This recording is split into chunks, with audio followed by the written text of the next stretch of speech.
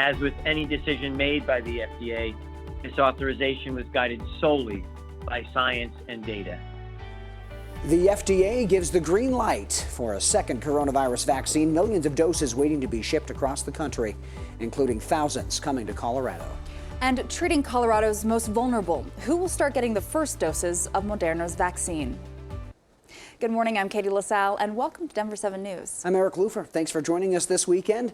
Katie, it's going to be a little warmer today to start the weekend. We're back in the 40s here in Denver, so still near seasonal normals, but yes, warmer than what we saw over the past couple of days. We're under a mostly clear to partly cloudy sky over the majority of the Front Range and Eastern Plains. Could pick up a little bit of light snow or portions of higher elevations into our northern Front Range mountains, but not a ton. You can see a lot of people, though, heading west on Floyd Hill near Evergreen on I-70. Roads are dry and skies are partly cloudy. Temperatures outside right now, we're in the low 20s. Downtown, only 10 in Greeley with single digits and teens into the high country. Now, your hourly planner for the metro area today expect temperatures to top out in the low to mid 40s. Some solid weather for our Broncos game this afternoon in Power Field at Mile High. Here's that slight chance of picking up a little bit of light moisture over higher elevations. Great news to get a little more powder for Winter Park, places like Frisco and Keystone, and then we'll clear out late tonight into tomorrow. We do have another storm that'll be making its way into the state this coming week. What it means for your Christmas forecast, details still to come.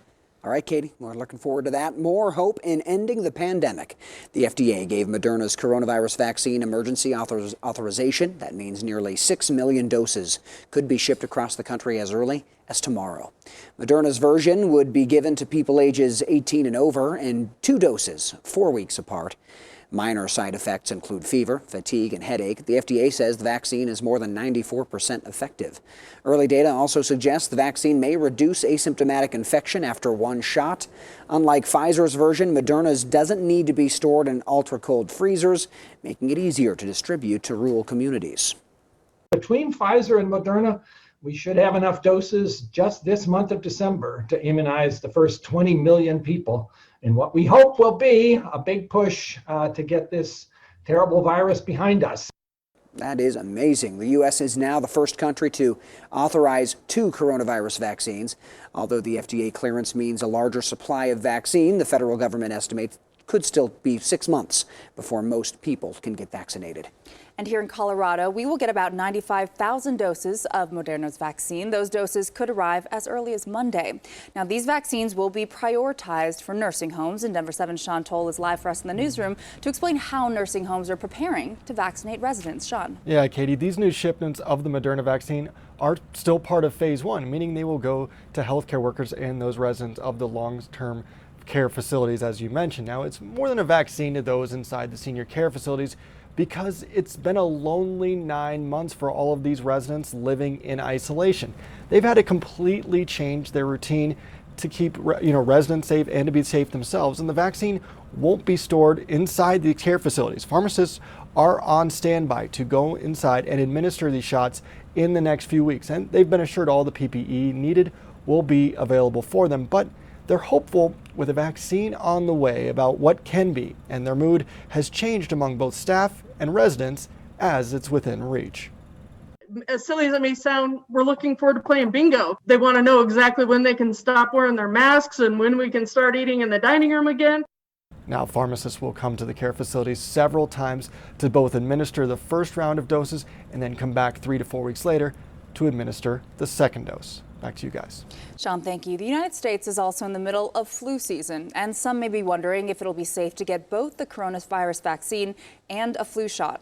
Well, Surgeon General Jerome Adams says the FDA is recommending people get those vaccines 14 days apart. He says it's because that way it'll be easier to tell if you have a reaction to either shot.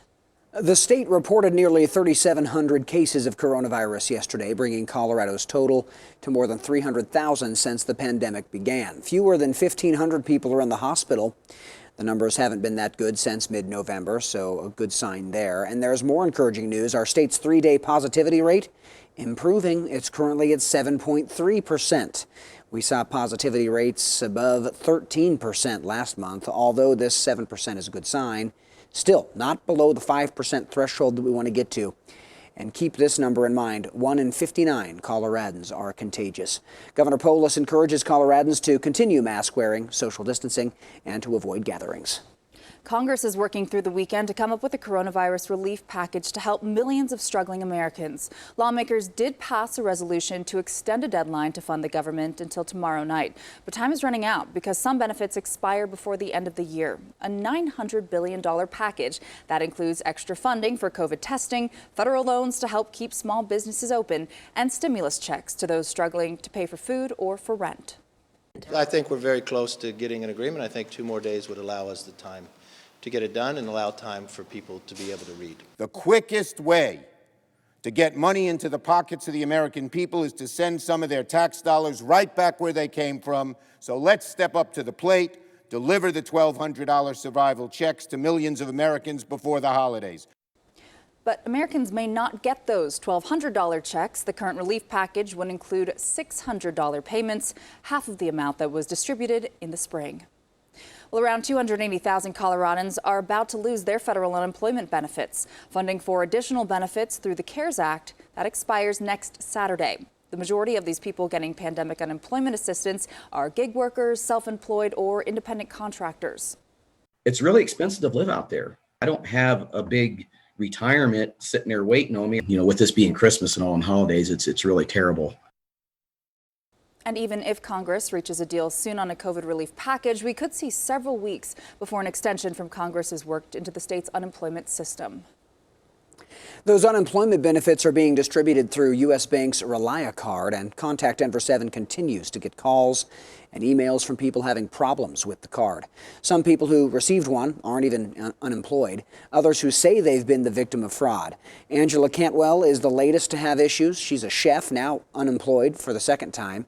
When she went to use her Relia card to pay a bill, it was declined, and when she called the number on the back of the card, she was told it was frozen because of fraud. There's nearly $400 on the card she can't use.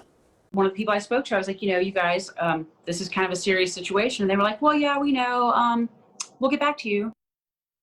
Contact Denver7 reached out to Relia Card. They agreed to look into the issue. All right, talking Broncos. Another positive coronavirus case for the Broncos. One of the team's conditioning coaches said he has the virus. This positive test forced the Broncos to call off practice yesterday. The coach will isolate, and it shouldn't impact any players ahead of today's game against Buffalo. But the Broncos will be without kicker Brandon McManus today. He is on the COVID list after an exposure outside of the Broncos facility. The Broncos signed a kicker to their practice squad to take the field today against the Bills. Well, don't forget, Denver7 is your home for the Broncos game today. You can catch Drew Lock and company right here on Denver7 as the Broncos take on the Bills. Our coverage begins at 2:30. Then stick around after the game for a special edition of Denver7 News. And if you're looking for college ball today, you can watch the Notre Dame Clemson game. That's at 2 p.m. on our sister station, KCDO Channel 3.